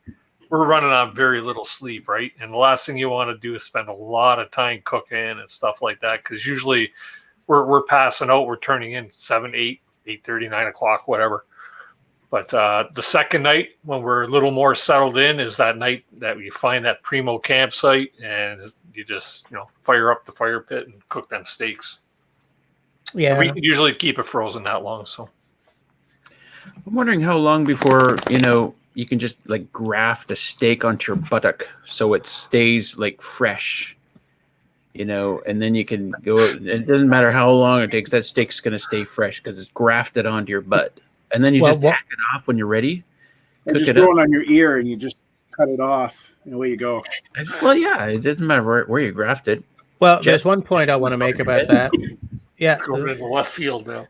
The one point I want to make about that is, something I said in the Kevin, it's interesting you brought up the olive barrels for another reason. Scott Green, by the way, Scott Green, there's another Scott Green who I do live streams with on my other channel, my whiskey channel. So it was weird to see your name pop up, but you're not the same guy. Scott's looking for exactly the kind of barrel you were talking about and showing Kevin, which is interesting. Yeah, any imported Greek food or Italian food store will likely have a big supply of olive barrels, and they're probably throwing them out on their back deck, and just go and ask them if they got some. I might do that, and then I will clean it out with. They're a challenge to clean. It'll take a while. It'll take a lot of soap and a lot of hot water because the olive smell stays in them. But clean them out, let them air out someplace, and they'll be good. Guys, I got to run. I've got cats chasing dogs, and I've got a kid who's gone quiet on me again. So, right. Or dogs chasing cats. Thanks for having me. Well, thanks for coming on, Kevin. It's nice to actually meet you in like this rather than just watching your videos or looking at the book. So have a good night. Yeah. Speak to you later. Have a good see you, man. Thanks for popping in. Yeah. Rayanne, is that would that be Andy Baxter by any chance? Are Yeah. are these barrels expensive, by the way?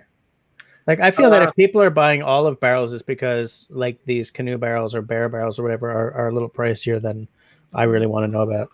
Yeah, I paid that whole barrel and harness setup. I think I paid like $100 and a quarter. It was about 63 and change for the barrel, and Okay. another $65 for the harness. That's actually not as bad as I was expecting to hear. No, I didn't think so. And that's one of Andy Baxter's barrels there from Recreational Barrel Works. So, Oh yeah, okay. yeah. Russell, this one's for you. Hike with Mike says like a steak skin tag. LOL. A big, thick, juicy skin tag. No. Rain says people come all the time to buy them. Yeah, I know that the more I get into something like canoeing or, God help me, winter camping, the more expensive life is going to become. But I feel that as with everything, there are people who are finding ways to get into the woods with equipment that has the same effect for a whole lot less money. And that's why this whole olive barrel thing is so. First of all, I hate the concept of cleaning out an olive barrel because, as some of you guys know, I can't eat olives, so the smell is just going to make me dry heaving the whole damn time. But if you're saving like $125, maybe I'll just spend the money. Like if you're saving $225, I'd be like, okay, I'll block my nose. I'll clean the damn barrel. Do you know what I'm saying? Like everyone's got a bit of a threshold, right? Yeah. Hey, did you bought yourself a kid stove too, eh? Yeah. It's not here yet. It's been shipped. Kid Yep. or kid? Kid. KIHD, kid. Kid. It's kid Because rock. I'm not in as big a hurry, I'd like to kind of interview those guys and get their thoughts on why they designed it and why they went into it. Which I was going to ping you about tomorrow, by the way, Dennis. You know what? They're good buddies of mine, and I'm a good advocate for their product. None of them want to be on the show. No. But I'm going to do an interview. I'm going to do a review, so I want to email them some questions. Yeah. So if you can put me in touch with them, I can hook you up with Ingo for sure. Yeah, he loves to talk about it. Yeah. So yeah, I can't wait till that. Once again, like it's kind of good that I'm not going next week because there's a bunch of stuff that ain't going to show up in time. So, that was a really interesting hour and a half, man. That was cool having him on to talk about recipes and stuff, because you think that these books sort of come out of a not an academic space, but like someone sits and decides to write a book, and you forget that most of these books are written by guys who've been living this life. You know what I'm saying? Like who've been like making recipes, cooking in the great outdoors for 20 years, doing this stuff. And then I should write a book rather than I shall write a book. I shall come up with recipes. Kevin's a great guy, and I think he did a fantastic job with the book. I'm not a professional at it myself. Like I could hold my own weight for dehydrating food and prepping meals and stuff. Mm-hmm. But you know what? Why not? Build up the arsenal. There's a lot of great recipes in there to build off, like stuff I never even thought of, even breakfast ideas. Yeah. You don't have to eat oatmeal and stuff out there. If you're a little bit creative, you can actually whoop up something that's really good. And on that note too, you follow John and Aaron there on from Lost Lakes? No. Okay. But the fact that you brought them up means that I now will. Oh, there you go. Anyways, Lost Lakes, it's called. They used to be Backcountry Angling Ontario. Oh yeah, okay. Jonathan, yeah. Yeah. They don't eat watched them breakfast before. food. They don't eat breakfast foods. He'll do like a curry for for breakfast or a pasta. Okay. Right? He says you don't have to eat breakfast out there. He says breakfasts are boring. He says I like to spice it up. Right? Well, if you know anyone who's lived in Japan or something, you'll know that North American breakfast food is kind of an outlier, right? Mhm. So that makes perfect sense to me. Yeah. So they're called Lost Lakes now. Okay. Lost Lakes is the new name of their channel. All right. Actually, you know what? They have a featured recipe in the book here. Do they? There's a couple of recipes. There's one by Jonathan. There's one by Jim Baird. Mm-hmm. I think it's his. What is it? Peach crepes. Peach crepes. Yeah. I know. I don't know these guys, but I recognize these guys. I had, because of the name change, I had sort of lost track of them. Yeah. Okay.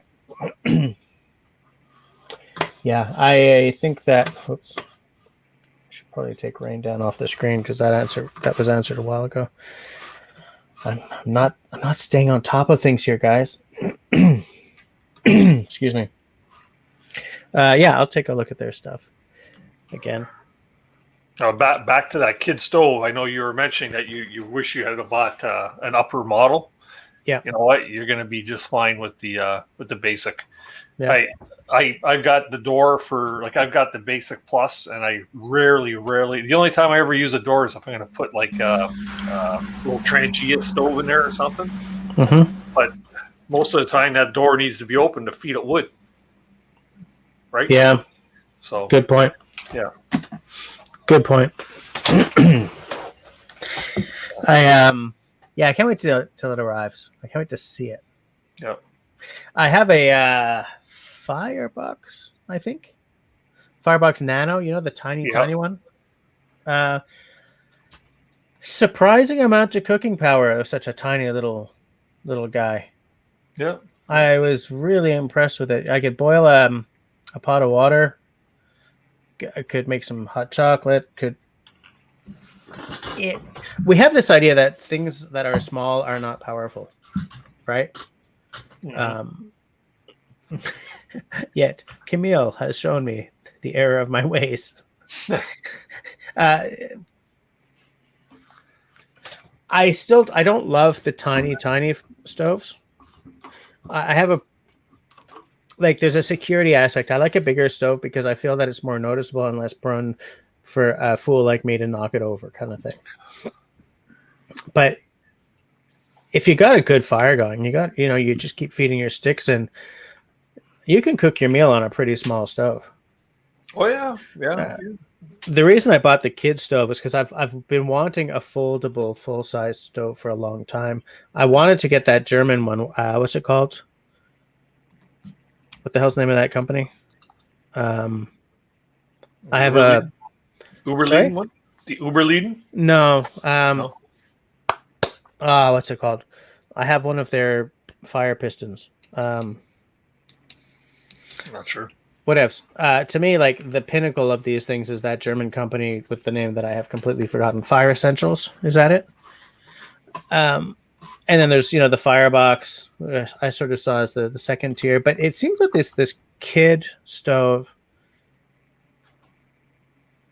is more affordable. It's not like a cheap price, right? I mean, this is not a dollar store stove, clearly.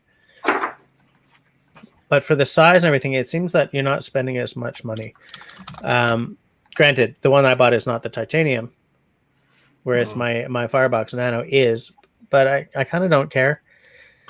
I'm looking forward to seeing if it warps over time, but you've got one and you've used it a long time, right? No warping? You know what? Like I say, the guys are friends, so I might sound biased, but I started out with a basic plus. I just like you, I wanted the one with the door, but I never use it. I've also got the titanium. Yeah. Which the only reason I bought the titanium is because I got I got it at cost, right? Okay. Because I know the guys, but in all reality, I use them both still. Like the one I take to the day camp is usually my cold rolled steel, which is the basic. Mm-hmm. And I have had some hot fires in that thing, and it hasn't warped one bit. Okay. It really is a good stove. I can't say enough about it. Well, I can't wait till it arrives. Yeah. I'm looking forward to it. Can I just say it's not the best name? Yeah. Anytime you say a name and then you have to spell it. Yeah. No, well, it's called the kid's stove, right? But yeah, it's I get it. the kid stands for it's all four of the guys that own the business. Their right? names, Their yeah. names. Keith, Ingo, Helga, and Denny, and then As I said, I get it, but yeah. Well, the company's name is Kid Products, and that is their twig stove, right? So yeah. Yep. Hey, can I tell Bushcraft Essentials. Yeah. Can I tell my funny story? Yeah. Sure. Oh yeah. About your knife. Well, it so happens I'm starting to get recognized in the town that I go to, and in fact, I go to the subway now, and it's funny because did I tell you the story, Jess? Yeah, but it was in the green room, I think. So tell the story again. Yeah, Because it's good. It's good. Last week was it last week? No, it was with you 2 weeks ago. I went into the subway, and I always go in there, and I never talk much because I don't, and I never tell people I'm a YouTuber because most of the time you just get awkward looks. Mm-hmm. So I'm pretty low key. But 2 weeks ago, I went in there and I'm buying a sub like I always do. I get to the cash, and she slides me a $25 gift card, and she said, "We've had a few people say, they saw our Subway on YouTube, and one of my friends sent me a screenshot from your videos, and we just wanted to give you a gift card as appreciation." And I said, "Oh, that's cool, thank you." Which was it's pretty neat when that sort of thing happens. And Yeah. I'm not, and I've been recognized a few times around, and people say, "Oh, you Russell from Raspberry Pi." And it's always cool because it's fun to be recognized. So today, Jess, I'm standing in the beer store in the same town. I just placed my order. The girl goes into the back to grab my beer, and I hear behind me some guy say, "Is that a Russell?" And I'm like, "Oh, golly, yeah." Lookers. And I turn around and look, and he's looking down at my waist, and he goes, "Is that a Russell?" And he's looking at, what he's looking at, right? Yeah. I'm like, "Oh, well, yeah, I guess." I guess that, yep, that's a Russell Groman right there. Yeah. Amazing. That's fabulous. And I'm sitting there going, yeah. Yeah, it's Russell. I'm great. Yeah. I love it. Like, oh, yeah, of course. But I guess it had to happen. By the way, Dennis, this is what I was talking about. It's the Outdoor Essentials store. Okay. Yeah. But like at 50 pounds, 50 euros plus shipping and everything, you know what I'm saying? Like the kit is a whole lot less expensive. Yeah. You going to show that knife off again, Russell? I just did. You want to see it again? Yeah, of course. Oh yeah, and the guy who was talking about it, I took it out and I showed it to him. He's like, "Oh yeah, those are such beautiful knives." Oh, I forget what he said he had, but I mean, look at that. Yeah, look at that. You can see your death in that, right? You can if you look really, really closely. Okay, so here's another thing that happened. Like I'm on blood thinners for my problem with AFib, and I went to grab my knife because I forget what I was opening last week, but I went to grab my knife, which was in my pants, hanging over the chair, and I didn't realize that the buckle wasn't closed on it. So I reached down and I grabbed it, and I grabbed it like this on the blade, and it slid, and I'm like, no, on blood thinners, no way. Bad cut on my finger. Oh my God, it took forever to stop bleeding. Like I squeezed it for like half an hour with paper towel, and then I put a Band-Aid on it really tight and took it off. It's still bleeding. My mama went to an A&W near her, ordered a bunch of stuff, and the glass was chipped. Cut her lip on the glass, but she's also on blood thinners. So she had to essentially leave like there and then. It's amazing how the blood thinners make even the smallest things seem kind of more epic. Oh yeah, and there are people with that whatever it is that makes your blood really thin, or sorry, it's not their blood doesn't coagulate normally. Like they get cut, they got to go to the hospital. Yeah, what the hell is that called? Yeah. He said after a beer and a third of a bottle of whiskey. Cheers, is what he said. You listen to me. I know everything. What the hell is it called? Anemia. Is anemia? Yeah. Isn't that it? Hemophilia, actually. And then I cut another finger. Jesus. Dude. Should take all the knives away from him. I'll take his knives. Next week on Friday night for the Books Fest. Yeah. He's going to be all pale. He's going to be laying on the floor in a big puddle of blood. You'll see nothing except every now and again, like a hand will pop up. Still here. I'm okay. Hemophiliacs. There we go. Click it. Yeah, hemophiliacs. Yeah, Tannenbaum did too. Yeah, that's me. The funny thing is, the second finger that I cut, I was just cleaning out one of my rain barrels, doing the thing, and my finger just scraped along the edge. Like, okay. Oh, damn it. Yikes. I love it. Scott Green asked, what's Russell's channel name? And like 3 or 4 of us have all sort of jumped all over it. Oh yeah, it's called My Self-Reliance. Check me out, man. I'm building a log cabin. You're such a brat. And his name's not really Russell. Yeah. Sean. Oh, geez, did I tell you what I did for my second last video? Put it out Friday. Sean James puts out his video, and I copied his first paragraph that explains what's in the video. I copied and pasted it into my video description, word for word. Because why not, right? Right at the end, I said, "This is the description of my buddy Sean James's video he put out today. Go check it out." Only 2 people noticed. Oh, really? Russell.